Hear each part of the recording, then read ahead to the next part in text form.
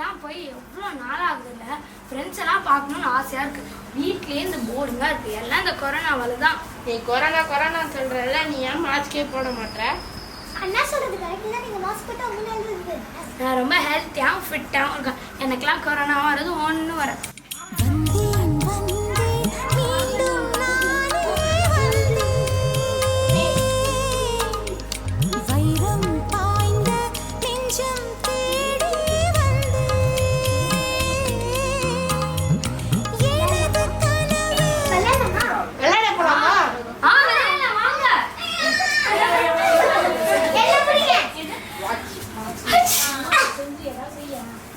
Corona போய் பிடி.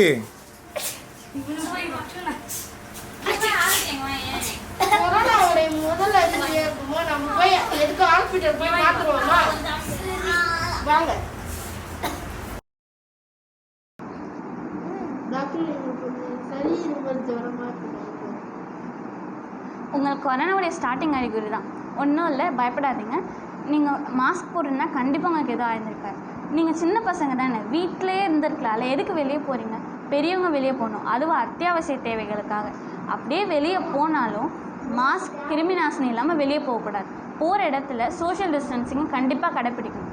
அங்கேருந்து வீட்டுக்கு வந்ததுக்கப்புறம் கை காலை நல்லா கழுவிட்டு தான் வீட்டு உள்ள வரணும். தண்ணியில் கழுவினா பத்தாது, சோப்பு இல்லாட்டா கிருமி நாசினியை கொண்டு நல்லா சுத்தம் பண்ணிட்டு தான் வீட்டு உள்ளே வரணும். அரசாங்கம் நம்மளுக்காக எவ்வளோ நடவடிக்கை எடுத்துகிட்டு இருக்காங்க. அதுக்கு நம்ம கோஆப்ரேட் பண்ணால் போதும். கண்டிப்பாக அந்த கொரோனாவிலேருந்து நம்ம நாடை வெளியே கொண்டு வந்துடலாம்.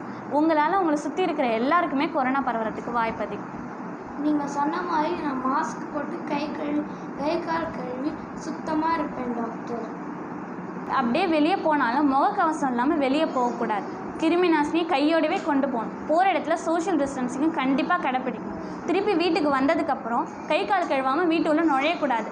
சாதாரண தண்ணி மட்டும் பத்தாது, சோப்பு இல்லாட்டா கிருமி நாசினியை கொண்டு நல்லா கையை சுத்தம் செஞ்சுட்டு தான் வீட்டு உள்ளே வரணும். அரசாங்கம் எவ்வளவோ நடவடிக்கை எடுத்துகிட்டு வராங்க. அந்த நடவடிக்கையை ஃபாலோ பண்ணால் போதும். இந்த கொரோனாவை நம்ம நாட்டை விட்டே துரத்தி. எல்லாரும் சமூக இடைவெளியை கடைபிடிங்க. எல்லாரும் மாஸ்க் போடுங்க. எல்லாரும் வேக்சின் போடுங்க. எல்லாரும் கை கால் கழுவிட்டு வீட்டுக்குள்ள இருவாங்க. அரசாங்கம் சொல்கிற அறிவுரையை கேளுங்க. நன்றி.